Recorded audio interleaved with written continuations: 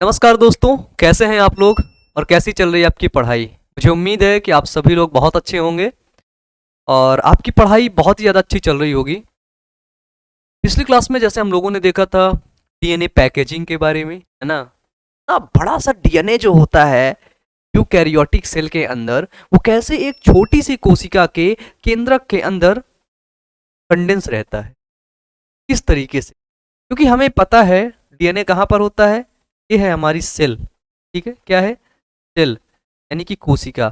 और ये सेल आपकी माइक्रोस्कोपिक है ना। ठीक है, इसको सूक्ष्मदर्शी से देख सकते हो, खुली आंखों से तुम इमेजिन ही मत करो, ठीक है, देख ही नहीं सकते। इसके बाद इस कोशिका के अंदर होता है केंद्रक। क्या है? यही है आपका केंद्रक। और इसी केंद्रक के अंदर क्या होता है, डीएनए होता है, वो रहता है। ठीक है, ये देखिए, इसी कोशिका के अंदर क्या होता है, डीएनए रहता है। डीएनए क्या होता है, हिस्टोन प्रोटीन के साथ अटैच होता है। ठीक है, फिर वो धीरे धीरे करके और कंडेंस होता है, क्रोमैटिन बनाता है। क्रोमैटिन के बाद वो हेट्रोक्रोमैटिन बनाता है, और हेट्रोक्रोमैटिन के बाद जब वो और कंडेंस हो जाता है तो ऐसा स्ट्रक्चर बना लेता है। ठीक है, ये स्ट्रक्चर बना लेता है। और इस स्ट्रक्चर को हम लोग जानते हैं किस नाम से? बताओ किस नाम से जानते हो?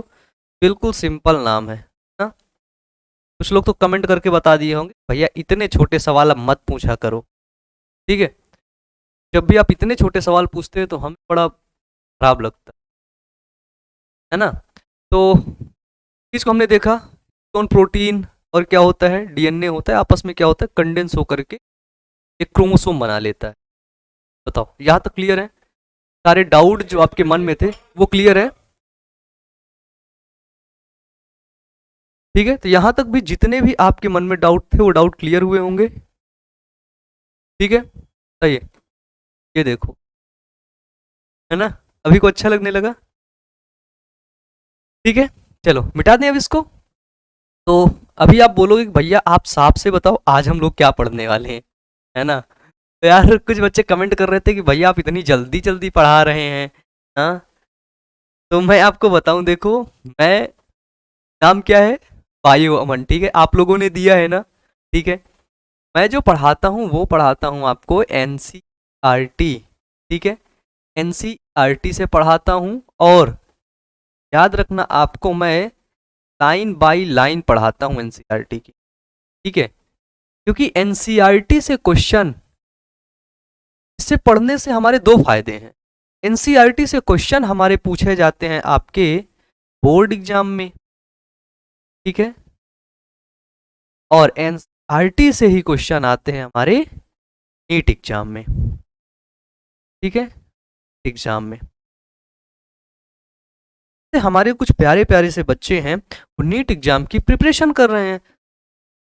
बहुत ढेर सारा कमेंट बॉक्स में कमेंट करके बताया कि भैया आप इसको पढ़ाइए, ऐसे पढ़ाइए। ठीक है भाई, बस आपको बताने की देर थी और आपके भाई ने पढ़ाना शुरू कर दिया। ठीक है, तो अब हम लोग क्या देखेंगे, देखिए, जैसे अगर आप थोड़ा सा पिछली क्लास का रिकॉल करें तो, और उस क्लास को हुए खैर बहुत दिन हो गया है, पिंडल के बारे में याद करें तो। ठीक है, पिंडल का आर्टिकल कब पब्लिश हुआ था, क्या आपको याद आ रहा है कुछ? पिंडल ने जब अपनी खोज की थी तो उनका आर्टिकल कब पब्लिश हुआ था? 1865 के आसपास, कुछ याद आ रहा है क्या? याद आ रहा है ना? आ रहा है ना?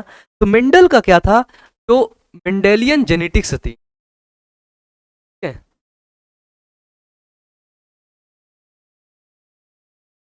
मेंडेलियन जेनेटिक जेनेटिक्स, जो मेंडेलियन जेनेटिक्स थी उसमें क्या होता है, मेंडल साहब थे, उनका जो वो पब्लिश हुआ था आर्टिकल, उन्होंने कब पब्लिश किया था? 1865 ईस्वी में उनका जो वर्क था, आर्टिकल नहीं कह सकते, उनका जो वर्क था वो पब्लिश हुआ था। कब? 1865 ईस्वी। क्या हुआ था? वर्क पब्लिश हुआ था। ठीक है, वो मेंडल क्या कर रहे थे, अनुवांशिक के बारे में बता रहे थे ना, है ना, जेनेटिक के बारे में मेंडल बता रहे थे ना। बताइए, याद है ना कि भूल गए? कोई बात नहीं, ठीक है। तो अब 1865 के बाद क्या हुआ, फिर मेंडल की रीडिस्कवरी हुई, ठीक है। 1900 में क्या हुआ, मेंडल की रीडिस्कवरी हुई, कब हुई, 1900 में डिस्कवरी। 1900 ईस्वी में 3 वैज्ञानिक आते हैं और मेंडल के नियम को क्या करते हैं, रीडिस्कवर करते हैं, ठीक है।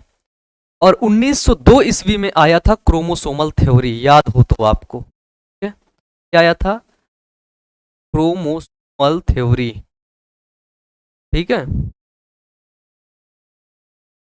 क्रोमोसोमल थ्योरी कब आया था, 1902 ईस्वी में, 1902 में। डन, बताइए, यहाँ तक क्लियर है, यहाँ तक क्लियर है, इसको भाई लिख सकते हैं, आपको लिखना है तो। लेकिन अभी तक हमको ज्ञात नहीं हुआ, अभी तक हमको ज्ञात नहीं हुआ कि हम जिस बात कर रहे हैं, जो हम बार बार बोल रहे हैं जेनेटिक मटेरियल, ये क्या है ना। जेनेटिक मटेरियल अभी तक हमको पता ही नहीं कि ये है क्या।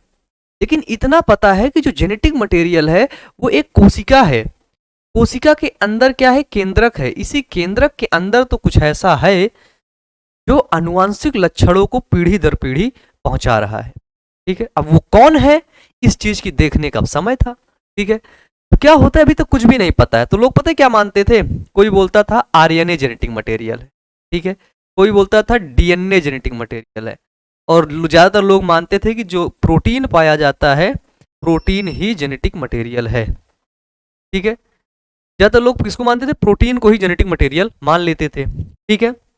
लेकिन इसी के फलस्वरूप 1928 में क्या हुआ, 1928 में, एक छोटा सा डाटा है बस आपको सही चीजें बताने के लिए, ठीक है, सही चीजें बताने के लिए, एक वैज्ञानिक आते हैं जिनका नाम होता है ग्रिफिथ, ठीक है। क्या नाम होता है, ग्रिफिथ, ठीक है। तो 1902 ईस्वी में क्या होता है, 1902 नहीं, 1928 ईस्वी में, कब, तो 1928 ईस्वी में क्या होता है, ग्रिफिथ नाम के वैज्ञानिक आते हैं, ठीक है।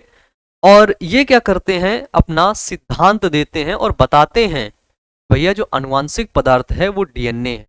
क्या है, अनुवांशिक पदार्थ जो है वो, मतलब कुछ अनुवांशिक पदार्थ है जिसकी वजह से, तो अब ये लोग अपना क्या देते हैं, ये लोग अपना नियम वगैरह अब प्रस्तुत करते हैं, ठीक है। यानी कि अब जेनेटिक मटेरियल का सर्च होने लगा कि भैया कौन है जेनेटिक मटेरियल। अब सारे वैज्ञानिक परेशान होने लगे, यार बहुत दिन से सुन लिए अनुवांशिक पदार्थ, अनुवांशिक लक्षण, पता करो ये है कौन, ठीक है। अब पता करने की बारी थी। आपको पता है कि 1869 ईस्वी में, है ना, जब मैंने आपको तीसरी क्लास बताई थी तो उसमें मैंने आपको बताया था सन 1869 में फ्रेडरिक मिसर ने, ठीक है, बताया कि कुछ पस सेल के अंदर, ठीक है, कब की बात है 1800 की, तो यहीं पे लिखते हैं, कहाँ लिखें, तो चलो हम ऐसे ही बता देते हैं, इधर लिख देते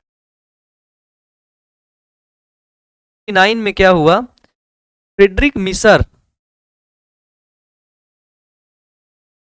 फ्रेडरिक मिसर ने क्या किया, पस सेल्स थी, पस सेल्स के न्यूक्लियस में कुछ एसिडिक चीजें देखा और बोल दिया कि जो जेनेटिक मटेरियल है वो एसिडिक होता है, और उसका नाम रख दिया न्यूक्लियन। क्या रख दिया, न्यूक्लियन। कब रखा, 1869 ईस्वी में, ठीक है। कब रखा बताओ, 1865 में वर्क पब्लिश हुआ, 1869 में सर ने बता दिया, ठीक है। तो ये डाटा है कुछ, क्योंकि यहां से डायरेक्ट क्वेश्चन आपके नीट एग्जाम में आ जाते हैं, ठीक है। यहां से जब डायरेक्ट क्वेश्चन आपके नीट एग्जाम में आ जाएंगे तो आपको थोड़ा सा समझना पड़ेगा, क्योंकि ये एनसीईआरटी का डाटा है और आपको पता है कि एनसीईआरटी कितनी ज़्यादा इंपॉर्टेंट है, ठीक है। ये था आपके 1828 का टाइम, क्या हुआ, जिसमें ग्रिफिथ नामक वैज्ञानिक थे, ठीक है। ग्रिफिथ क्या करते हैं, अपना एक एक्सपेरिमेंट करते हैं, प्रयोग करते हैं और डीएनए के बारे में बताते हैं, ठीक है। इससे पहले बात है 1926 की, ठीक है। एनसीईआरटी एक लाइन लिखती है, ठीक है, कहिए तो मैं पढ़ के सुना देता हूं। एनसीईआरटी लिखती है, हिंदी से पढ़ के सुनाता हूं। एनसीईआरटी लिखती है कि अनुवांशिक वंशागति के आणविक आधार की खोज हुई कब? 1926 ईस्वी में। ठीक है, क्या लिखती है कि अनुवांशिक वंशागति के आणविक आधार की खोज हुई, लेकिन अभी तक कोई बता नहीं पाया, कंफर्म नहीं कर पाया जेनेटिक मटेरियल अनुवांशिक पदार्थ क्या है। ठीक है, तो उसी संदर्भ में हमारे ग्रिफिथ साहब आते हैं, वो अपना प्रयोग करते हैं और प्रयोग करके सबको बताते हैं ये अनुवांशिक पदार्थ हो सकता है। ठीक है, तो अब इनको प्रयोग को हम अच्छे से देखेंगे। और 1928 के बाद ग्रिफिथ के बाद एक वैज्ञानिक और आते हैं जिनका नाम होता है मैककार्टी और मैक्लॉयड। ठीक है, मैक्लॉयड और मैककार्टी नामक वैज्ञानिक, दो वैज्ञानिक आते हैं और वो वैज्ञानिक क्या करते हैं, सन 1944 ईस्वी में अपना वर्क को पब्लिश करते हैं। वर्क पब्लिश करना मतलब वो एक्सपेरिमेंट करते हैं। ठीक है, 1944 में। तो अब आज हम लोग क्या पढ़ने वाले हैं, समझिएगा ध्यान से। आज हम लोग पढ़ने वाले हैं ये ग्रिफिथ साहब का प्रयोग। ठीक है, किसका प्रयोग? ग्रिफिथ साहब का प्रयोग। बहुत सिंपल है, आपने पढ़ा भी होगा शायद, ग्रिफिथ का रूपांतरण प्रयोग के नाम से। ठीक है, तो आप इसको लिखना चाहें तो लिख लीजिए भाई, मैं साइड हट रहा हूं। स्क्रीनशॉट लेना चाहें तो ले लीजिए। ठीक है, चलिए आज हम लोग क्या पढ़ने वाले हैं? आज हम लोग पढ़ने वाले हैं ट्रांसफॉर्मिंग प्रिंसिपल। Transforming principle. ठीक है, इसको किसने दिया? इसको दिया था फित ने। ठीक है, फित का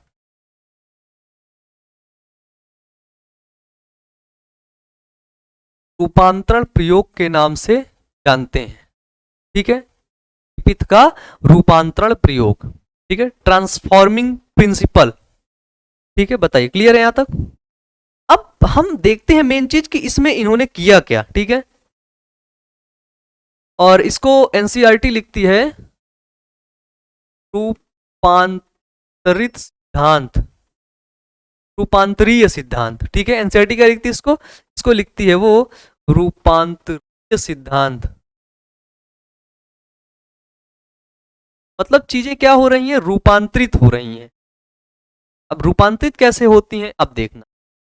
ग्रिफिथ साहब ने क्या किया, ये है जैसे अपने ग्रिफिथ साहब। ठीक है, ये देखिए बड़े प्यारे से हैं, और एक बार मेरे से मिले थे तो मेरे से पूछ रहे थे तुम्हारा वीडियो कौन कौन देखता है। तो मैंने बोला उनसे, साहब से यही बात उस समय भी मैंने बोला था, बोर्ड के जितने भी अच्छे बच्चे हैं ना, सबसे अच्छे बच्चे, बेस्ट से बेस्ट बच्चे वो मेरे पास हैं और वो मेरे वीडियोस को देखते हैं, है ना। फिर साहब बड़े खुश हुए, बोले वाह अमन क्या बात है। थोड़ा सा मोटे भी थे, पतले बन, मैं तो ग्रिफिथ साहब को भी अपनी तरह बना दिया, है ना। क्या हो गया भाई, कुछ गिरने वाला है कि कुछ चला? कोई बात नहीं, है ना, वो उधर की तरफ है, मैं सेफ हूँ, है ना, मैं सेफ हूँ, कैमरा भी चल रहा है भाई, है ना। तो ग्रिफिथ क्या करते हैं, ग्रिफिथ एक बैक्टीरिया लेते हैं, या ग्रिफिथ एक जीवाणु लेते हैं और उस जीवाणु का नाम होता है डिप्लोकोकस न्यूमोनी या फिर न्यूमोकोकस न्यूमोनी। ग्रिफिथ क्या लेते हैं, एक बैक्टीरिया को लेते हैं, बैक्टीरिया को लेते हैं। ग्रिफिथ ने क्या किया, ये देखिए हैं ग्रिफिथ साहब, ये एक इन्होंने ले लिया तो बैक्टीरिया। अब आप मुझे एक बात बताओ, आपने 11th बायोलॉजी में पढ़ा होगा, सिर्फ एक क्वेश्चन, बड़ा सिंपल सा क्वेश्चन है।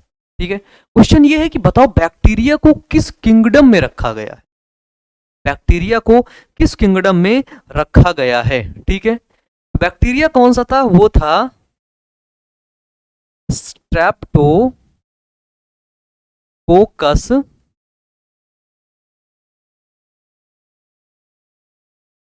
न्यूमोनी। ठीक है, क्या था, स्ट्रेप्टोकोकस न्यूमोनी। जल्दी बताइए, जल्दी से सभी लोग कमेंट बॉक्स में कमेंट करके बताइए बैक्टीरिया को किस किंगडम में रखा गया। ठीक है, तो ऑप्शन दे दूं, चलो ठीक है, आपको ऑप्शन भी देता हूं, एक सेकंड।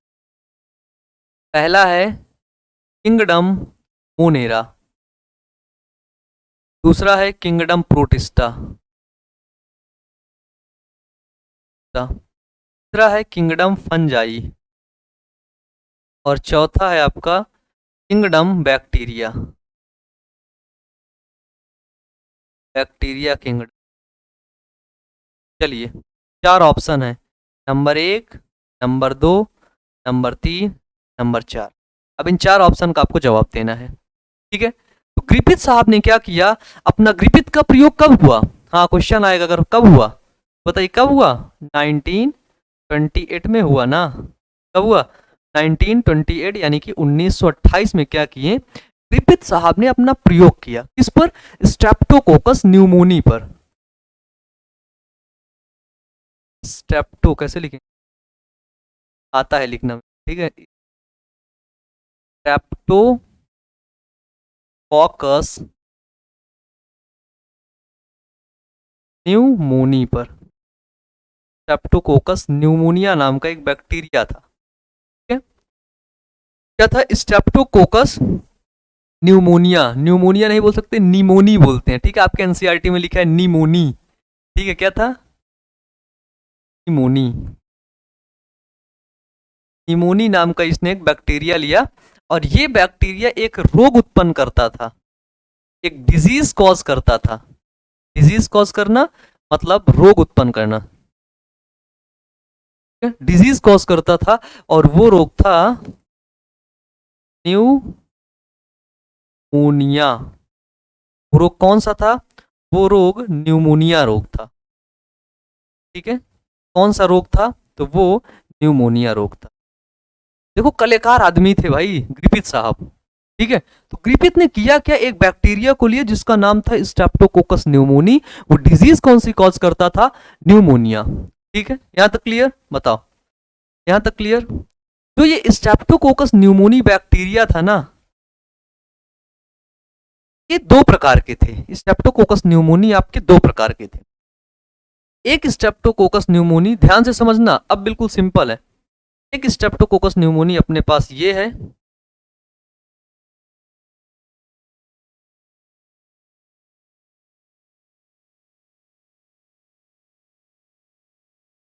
भी बायोलॉजी में यार अच्छे से इमेज वगैरह बना के समझाना पड़ता है ना, और थोड़ा सा इमेज बनाने में टाइम लगता है, लेकिन आप लोग बायोलॉजी पढ़ रहे हो, 12th में बायोलॉजी पढ़ो, तो इमेज तो तगड़े आने चाहिए बनाने, है ना। और नो डाउट आप लोग मेरे से बहुत अच्छा बना रहे होंगे, है ना। और यार आप लोग अपना जो है रिव्यू वगैरह तो इंस्टाग्राम में शेयर कर दिया करिए, मैं तो इंतजार करता रहता है कोई बच्चा मेरे पास मैसेज करेगा, शेयर करेगा और मुझसे बात करूंगा, ठीक है। ये था स्ट्रेप्टोकोकस न्यूमोनी के, ग्रिफिथ ने क्या किया, 2 स्ट्रेन को लिया, यानी कि 2 प्रकार के स्ट्रेप्टोकोकस न्यूमोनी बैक्टीरिया को लिया, ठीक है। कितने प्रकार के बैक्टीरिया को लिया, बिल्कुल सिंपल चीज है भाई, 2 प्रकार के, 2 प्रकार के बैक्टीरिया को लिया। और इन बैक्टीरिया जो लिया उनको बोलते हैं विभेद, क्या बोलते हैं, हिंदी में उनको बोलते हैं विभेद। एक जो विभेद लिया, इसको उन्होंने बोला ये है आर स्ट्रेन, क्या है, आर स्ट्रेन। और जो दूसरा लिया, इसको बोला ये है आपका एस स्ट्रेन, ठीक है। देखिए आर का मतलब क्या है, आर का मतलब होता है रफ स्ट्रेन, ठीक है, रफ स्ट्रेन। रफ मतलब क्या होता है, खुरदुरा, ठीक है। देखिए इसके बाहर क्या है, गोला गोला कलर के कुछ लगे हुए हैं ना, ध्यान से देखिए इस इमेज को, ठीक है। तो रफ है ना ये, इसकी सरफेस कैसी है, रफ सरफेस है कि नहीं बताइए, ठीक है। तो रफ सरफेस जिसकी होती है, ठीक है, वो न्यूमोनिया रोग उत्पन्न नहीं करता, ठीक है, रोग उत्पन्न नहीं करता, ठीक है। इसकी सरफेस कैसी है, ध्यान से समझना, इसकी सरफेस है रफ, रफ है तो ये न्यूमोनिया रोग उत्पन्न करेगा ही नहीं, करेगा, करेगा ही नहीं। इसलिए हम इसको एक वर्ड जो है देते हैं, बोलते हैं ये नॉन वायरुलेंट है, क्या है, नॉन वायरुलेंट, ठीक है, क्या है, नॉन वायरुलेंट है, बिल्कुल सिंपल, क्या है, फिर से मेरे साथ बोलो, नॉन वायरुलेंट है, ठीक है। डन, यहां तक डन, जल्दी से मार दो लाइक, डन, डन। दूसरा जो लिया एस स्ट्रेन, इसका नाम रखा, ये एस मतलब है स्मूथ, ठीक है, क्या है, स्मूथ स्ट्रेन। स्मूथ स्ट्रेन इसको इसलिए बोला गया क्योंकि इसके बाहर क्या है, म्यूकस का कोट है, म्यूकस मतलब समझ रहे हैं ना, म्यूकस मतलब जो तरल पदार्थ होता है ना, यहाँ से निकलता है, नाक से निकलता है ना, वही होता है म्यूकस। ठीक है, तो म्यूकस की क्या है, एक कवर चढ़ी हुई है, म्यूकस का एक कोट है। ठीक है, और उस कोट का नाम भी है, उस कोट का नाम है पॉलीसैकेराइड। क्या है, उस कोट का नाम है पॉलीसैकेराइड की एक कोट है।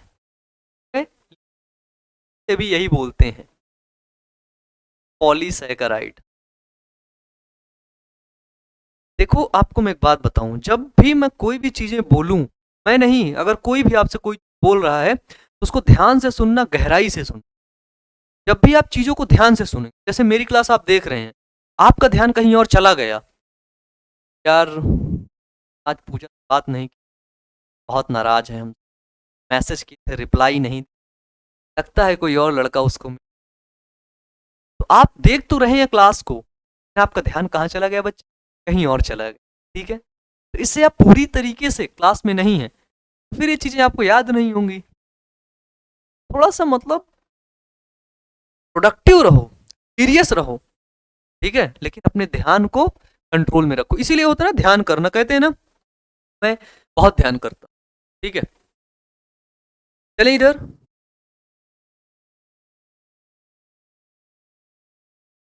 हेलो,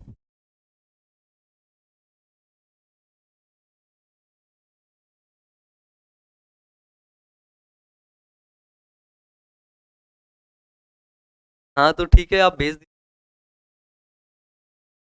नहीं नहीं, हमको चाहिए भाई, हमको तो चाहिए। हाँ बिल्कुल। अच्छा हाँ हाँ बिल्कुल, आप कैसी हैं?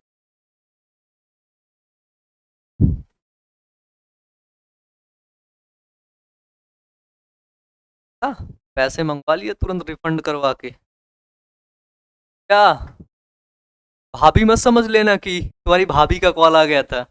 अगले, चल इधर, हैं, कॉल सेंटर वाली थी, तब कॉल सेंटर वाली भी कॉल करे भी तुम लोग को तुरंत आ जाता है कि हाँ वहीं क्या होगा, है हाई कमांड से। लेकिन वो हाई कमांड बहुत अच्छा, मेरा हाई कमांड है।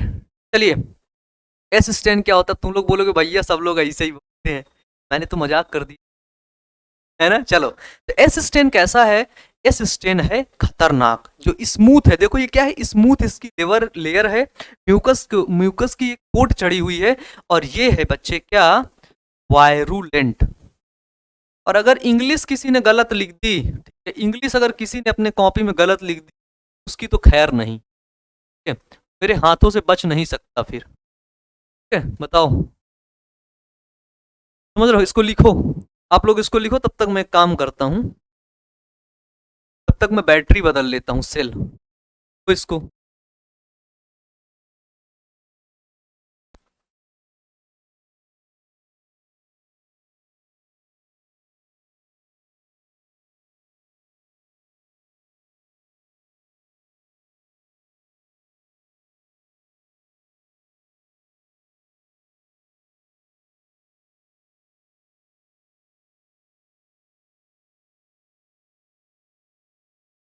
ठीक है, चलिए भाई, हमारी बैटरी भी बदल चुकी है, और मुझे उम्मीद है आप लोग बिल्कुल अच्छे से लिख भी लिए हों। चलिए, अब हम लोग की बारी आती है क्या करने, थोड़ा छोटा कर देते भाई। चलिए, अब इसको हम लोग, इसको समझ गए कि नहीं बताइए, एस स्टेन और आर स्टेन, इन दोनों को समझना था, मेन चीज जो हमारा फोकस है, जो हम समझाने के लिए आपको आए, इस एस स्टेन और आर स्टेन को समझ गए कि नहीं बताइए। ग्रिफिथ ने क्या लिया, एक बैक्टीरिया लिया, बिल्कुल सिंपल है, ध्यान से देखो, का नाम था स्ट्रेप्टोकोकस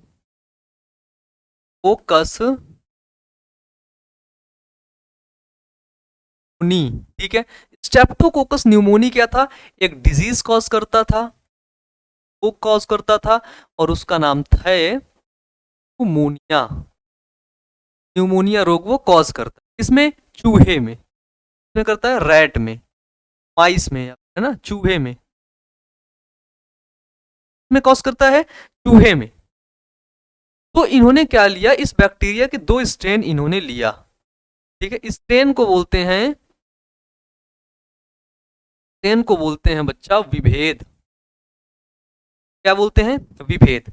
कौन कौन से 2 स्ट्रेन लिया, पहला तो उन्होंने लिया आर स्ट्रेन। अब देखो थोड़ा सा ध्यान से समझना, ये कौन सा स्ट्रेन लिया, इन्होंने लिया एक एस स्ट्रेन, एस स्ट्रेन लिया और दूसरा लिया आर स्ट्रेन। एस स्ट्रेन के ऊपर एक स्मूथ लेयर है, क्वेश्चन पूछा जाएगा कभी, और अगर वो लेयर के बारे में आपसे पूछ ले कि बताओ वो लेयर कौन सी होती है, क्वेश्चन आपसे एनसीईआरटी से आपके बोर्ड में ही पूछ लेगा, ठीक है, और नीट में ही पूछ सकता। बड़ा सिंपल से है, जब भी पूछे ना तो बता देना वो लेयर होती पॉलीसैकेराइड की, होती है पॉलीसैकेराइड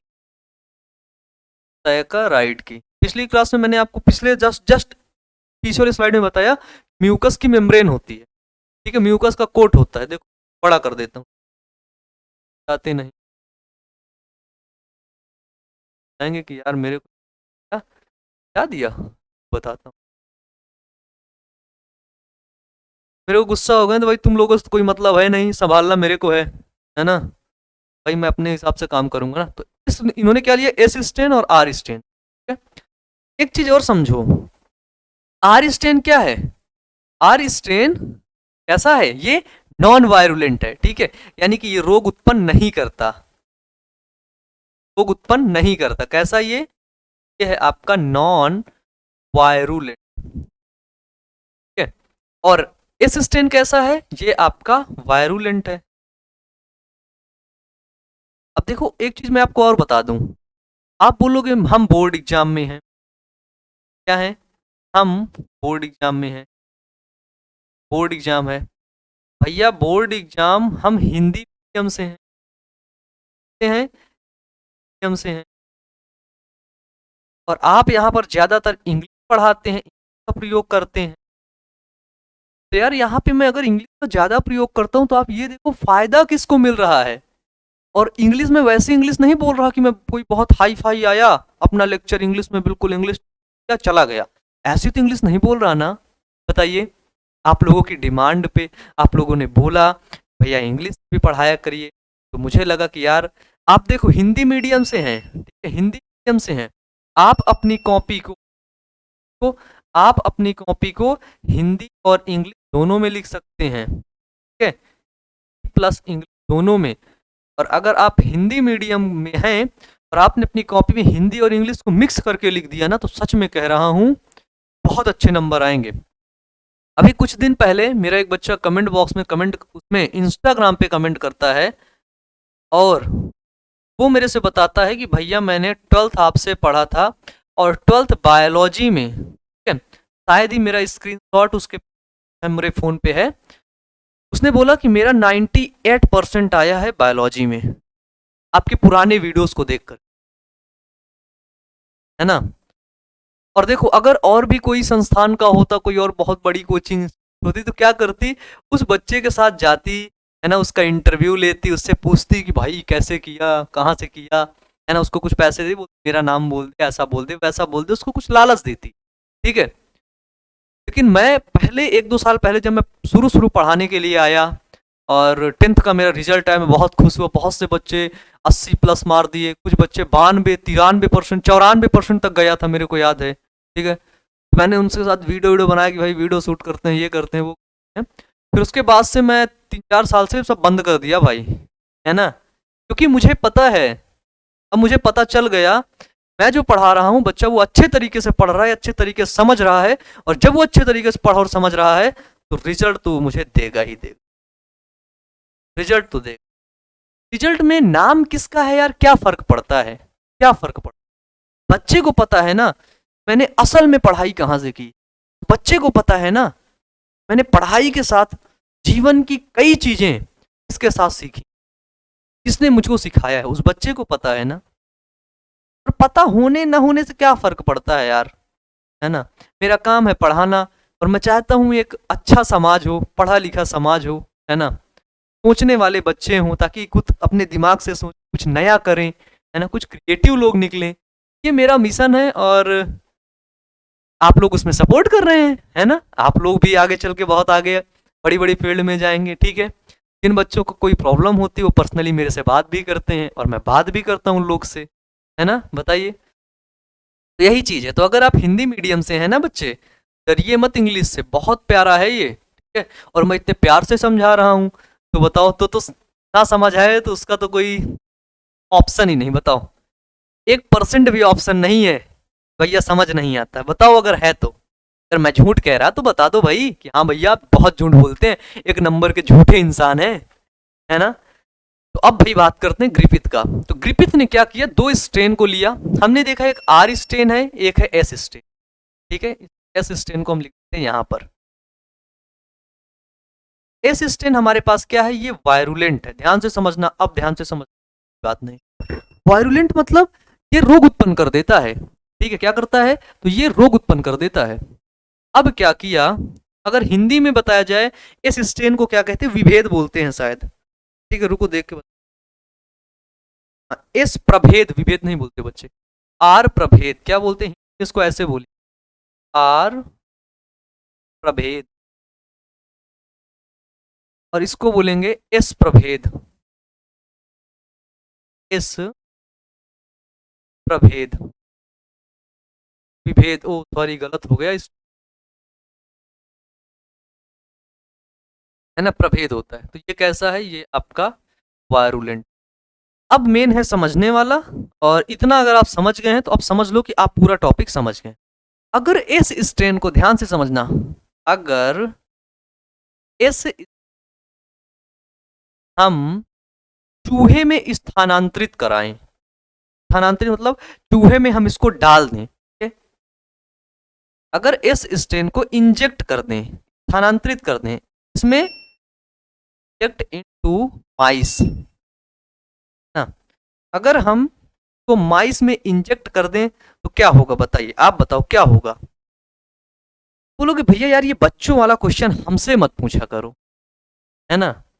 क्योंकि अगर इंजेक्ट करवा दोगे इस स्ट्रेन को तो यार जाहिर सी बात है चूहे को हो जाएगा न्यूमोनिया। क्या हो जाएगा, न्यूमोनिया। क्योंकि ये वायरुलेंट वाला है भैया, खतरनाक है, मार देगा चूहे को। तो चूहे को क्या हो गया बच्चे, चूहे को हो गया न्यूमोनिया, और चूहा क्या हो गया, चूहा गया मर। तो क्या हुआ, माइस डाई, इसके कारण, due to pneumonia, to new, यानी कि चूहा मर गया न्यूमोनिया रोग के कारण। क्या हुआ, चूहा मर गया, मर गया, ठीक है, मर गया, ठीक है, कोई बात नहीं, चलो कोई बात नहीं, मर जाने दो भैया, ठीक है। विपित फिर भी नहीं रुके। अब इन्होंने लिया आर स्ट्रेन को, ठीक है, आर स्ट्रेन, आर स्ट्रेन को फिर इन्होंने क्या किया, चूहे में इंजेक्ट कराया, इंजेक्ट इनटू माइस। इंजेक्ट मतलब क्या होता है, बार बार बता रहा हूं मैं आपको, स्थानांतरित करवाया, ठीक, चूहे में स्थानांतरित कराया, किसको, आर स्ट्रेन को। जब चूहे में स्थानांतरित कराया तो आराम से जो माइस था अपना, ये था, चूहा जिंदा था, चूहा हंस बोल रहा था, खेल रहा था, उछल रहा था, कूद रहा था, मस्ती कर रहा था, ठीक है। यानी कि चूहा क्या था, चूहा जिंदा था, ठीक है। मस्खरी भी कर रहा था, अपने दोस्तों से बता भी रहा था, कभी आज पता है मैं कहाँ गया था। सब दोस्त पूछ रहे थे, हाँ भाई कहाँ गए थे बता। चूहा उनको कहानी भी सुना रहा था कि आज मैं गया था जो है जंगल, जंगल में दिखा मुझे शेर, शेर मुझको दिखा, मैं शेर से बोला, ए इधर आ। शेर डर गया, शेर भागने लगा तेजी से। चूहा बोला फिर मैं उसको दौड़ाया तेजी से। शेर, पता है शेर बिल्कुल से डर गया, वो एकदम से तेज भागा। बोला फिर चूहा, फिर बोला बोला फिर मैं और दौड़ाया उसको तेजी से। फिर शेर पता है क्या बोला, बोला क्या, सारे चूहे सुन रहे हैं। फिर बोला, फिर वो शेर मम्मी मम्मी चिल्लाने लगा कि मम्मी बचाओ मम्मी बचाओ, ऐसे बोलने लगा। चूहा सुना रहा था इतने में कहानी, इतने में बगल से कहीं से शेर आ गया। सारे चूहे हिरन, अब वो कहानी सुना रहा था बैठे बिल्कुल मस्ती में, पीछे देखा शेर, हालत खराब हो गई, जिंदा था लेकिन, ठीक है। फिर भी अपना जो भी किया हो उसके आगे का मुझे नहीं पता ही था, ठीक है। देखो मैं तो मस्ती कर रहा भाई, तुम लोग कैसे कहानी सुना देता मैं, है ना। तो ग्रिफिथ ने फिर क्या किया, इस एस स्ट्रेन को क्या किया, हीट किल्ड किया। एस स्ट्रेन को क्या किया, हीट किल्ड किया। हीट किल्ड मतलब उसको आग में गर्म किया, ठीक है। क्या किया, आग में गर्म किया और उसको मार दिया, ठीक है, हीट किल्ड मतलब यही होता है, ठीक है। हीट मतलब होता है हीट देना, किसी चीज को ताप देना, ताप, है ना। हीट किल्ड किया यानी कि ताप से, ताप से इस स्टेन जीवाणु को, इस स्टेन जीवाणु को मार दिया। तो हम इसको बोलते हैं ताप मृत, ताप से मृत, हीट किल्ड, ताप से मृत। हीट मतलब ज्यादा हीट दे दोगे, किल्ड मतलब कि मर गया।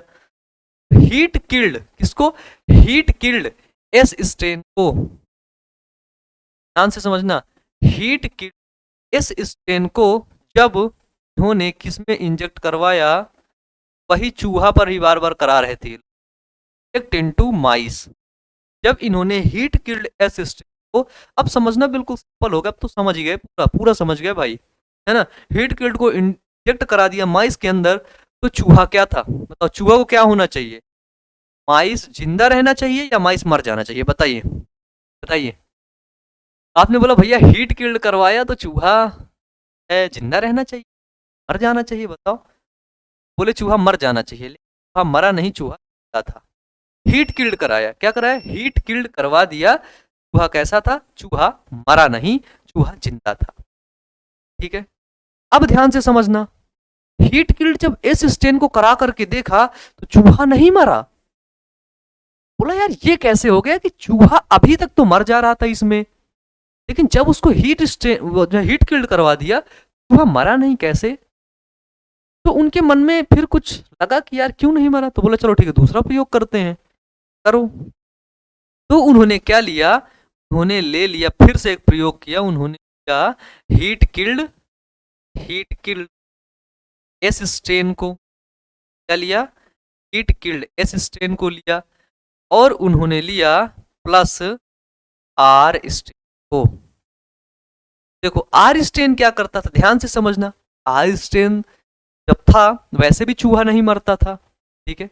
आर स्टेन जब था, आर स्टेन में चूहा जिंदा रहता था, ये देखिए माइस क्या है, लिव, चूहा जिंदा है, ठीक है, क्या है, चूहा जीवित है, माइस लिव है, क्या बोला, ये चूहा जीवित है, हिंदी, है ना। तो जब एस स्टेन और आर स्टेन को, दोनों को ध्यान से समझना, अब इन्होंने क्या किया, लास्ट बारी एस स्टेन हीट किल्ड है और आर स्टेन को जब इंजेक्ट कराया माइस में, इंजेक्ट इनटू माइस, तब देखने को मिला चूहा चल बसा। वही चूहा जो बेचारा कहानी सुना रहा था वो मर गया। शेर ने तो उसे नहीं मारा, शेर ने बोला ठीक है इतना अच्छा कहानी सुनाया तूने, मेरी बेइज्जती तो मेरी बहुत किया, लेकिन तुझे नहीं मारूंगा, तेरे अंदर हिम्मत बहुत है ना, हिम्मत रखना चाहिए ना, आप लोगों के अंदर हिम्मत भी है, बहुत है, ठीक है। लेकिन बेचारा चूहा को जब ग्रिफिथ ने ये प्रयोग करवा दिया, चूहा मर गया। अब ग्रिफिथ परेशान, ग्रिफिथ को परेशान होना ही था, यार हीट किल्ड एसिस्टेन से चूहा जिंदा था, हीट किल्ड एसिस्टेन बैक्टीरिया था, उससे चूहा जिंदा था, लेकिन जब हीट किल्ड एस स्टेन और आर स्टेन दोनों को मिलाया साथ में तो चूहा मर गया। बोला यार ये कैसे मर, ये कैसे मरा।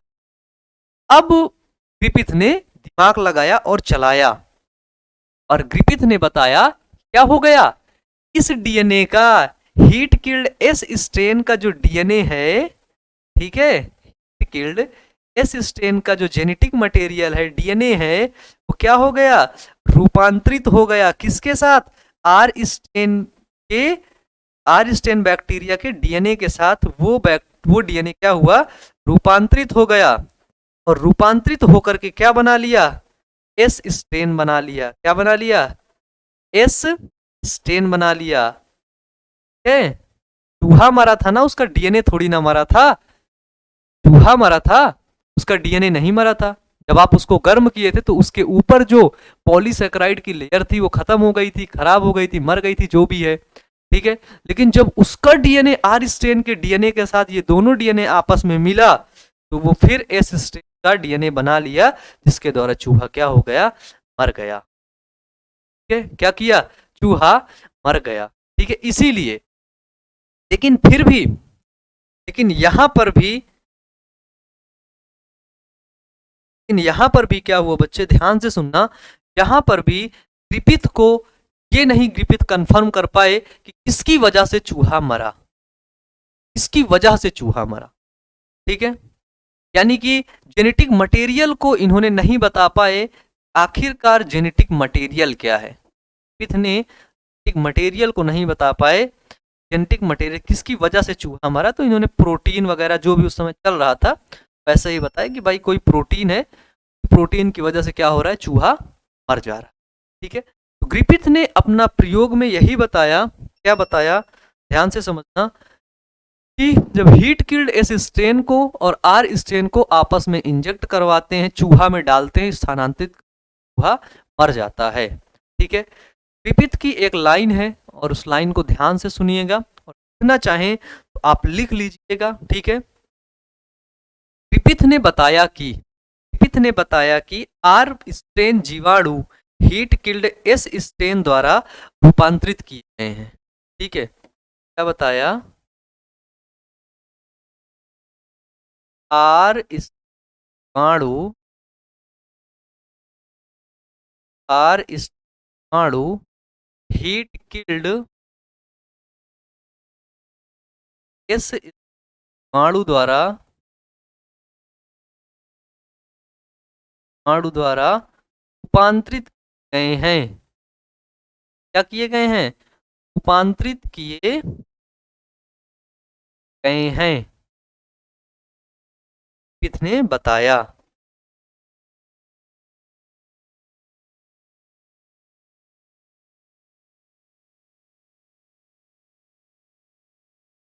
ग्रिफिथ ने इस एक्सपेरिमेंट के दौरान ये बताया कि जो हमारा आर स्ट्रेन का जीवाणु है, हीट किल्ड इस स्ट्रेन के जीवाणु के द्वारा क्या किया गया, रूपांतरित किया गया। ठीक है, और उन्होंने एक चीज और बताया, यह रूपांतरित कारक, यह रूपांतरित कारक, ये एनसीईआरटी की लाइन है। ठीक है, तो मुझे लगता है मैं आपको इसको लाइन बाय लाइन बोल ही देता हूँ, है ना, ये कोई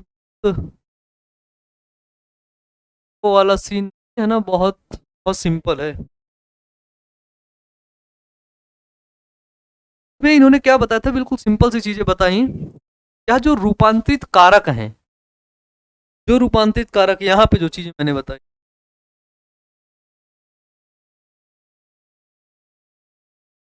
एक सेकंड रुकिएगा।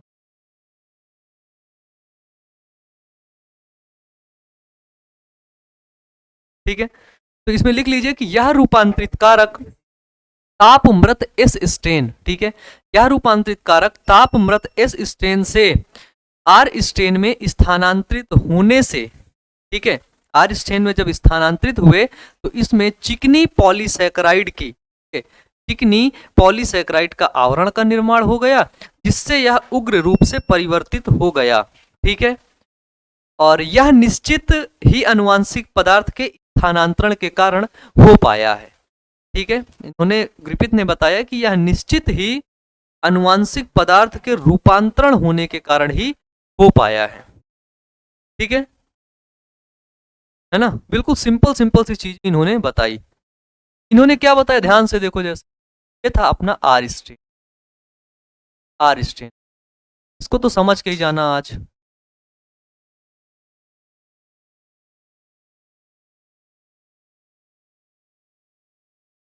ये है अपना आर स्ट्रेन, है ना, आर स्ट्रेन के ऊपर क्या है, कोई भी पॉलीसैकेराइड की लेयर नहीं है, सिंपल, नहीं है। एस स्ट्रेन के ऊपर थी पॉलीसैकेराइड की लेयर है, अपना एस स्ट्रेन वायरुलेंट है, खतरनाक है, न्यूमोनिया रोग उत्पन्न कर देता है, ऐसा स्ट्रेन, एस स्ट्रेन। तो जब ये एस स्ट्रेन इस आर स्ट्रेन से मिलता है, ठीक है, क्योंकि ग्रिफिथ ने लास्ट वाले प्रयोग में क्या किया था, आर स्ट्रेन और ये जो एस स्ट्रेन है, ये न्यूमोनिया रोग कॉज करता है। ठीक है, लेकिन जब इसको हीट किल्ड कर दिया जाता है, हीट के साथ मार दिया जाता है, तो ये न्यूमोनिया रोग भी बेचारा नहीं कॉज कर पाता, नहीं कर पाता ना। लेकिन जब ये दोनों आपस में मिलते हैं तो ये जो एस स्ट्रेन होता है, ये जो एस स्ट्रेन होता है, इस आर स्ट्रेन के ऊपर एक पॉलीसैकेराइड की लेयर बना लेता है। क्या बना लेता है? एक इसके ऊपर ये पॉलीसैकेराइड की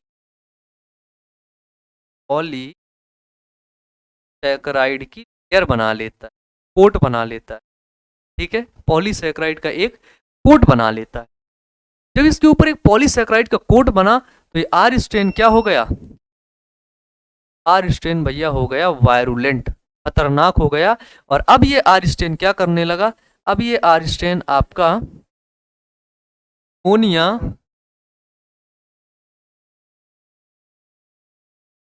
न्यूमोनिया डिजीज कॉज करने। जब ये न्यूमोनिया डिजीज कॉज किया, माइस क्या हुआ? माइस भाई निकल लिया, माइस का स्वाहा हो गया। क्यों सर, क्या कहते हैं आप? है ना, मतलब चूहा चला गया। चूहा क्या होगा? चूहा को हो गया न्यूमोनिया रोग, मर गया बेचारा। ठीक है, इसी वजह से क्या हुआ, ग्रिफिथ ने अपना,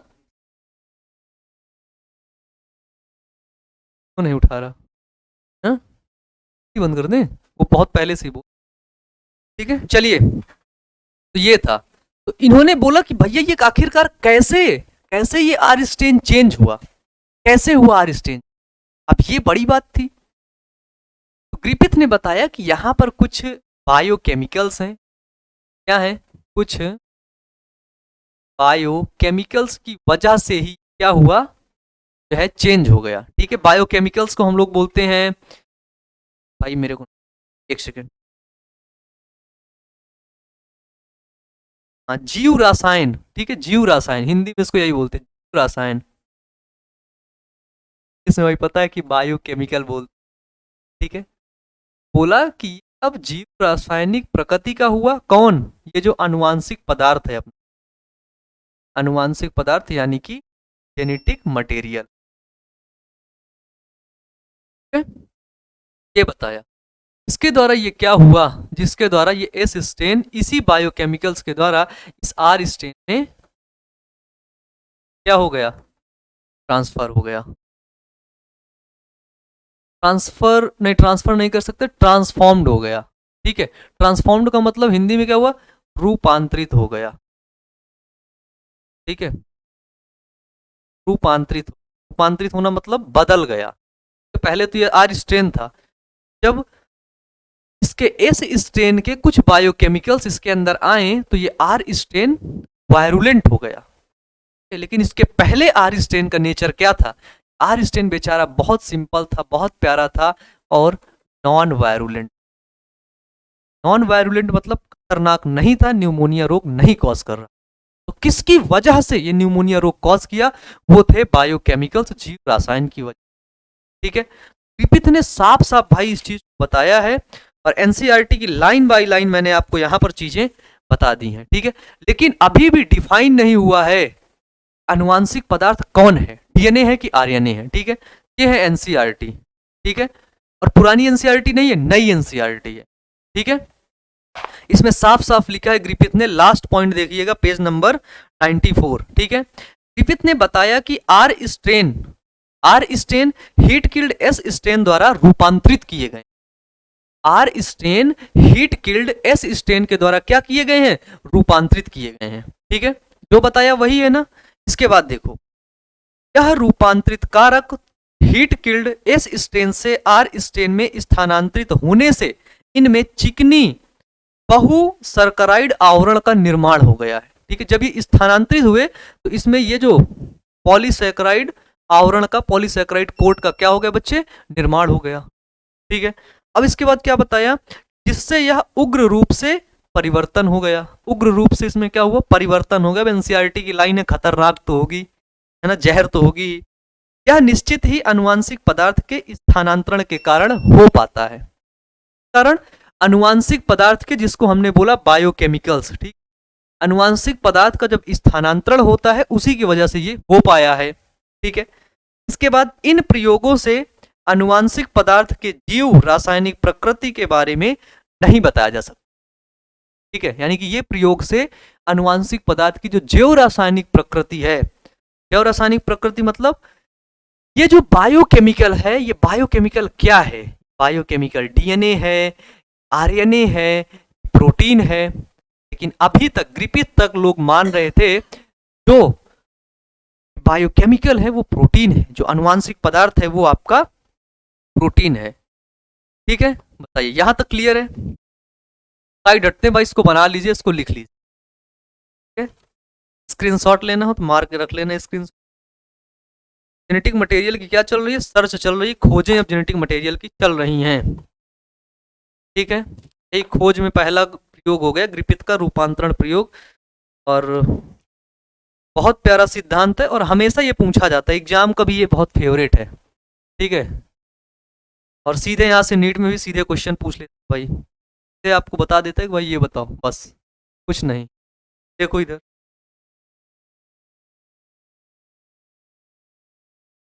साइड हट जाए।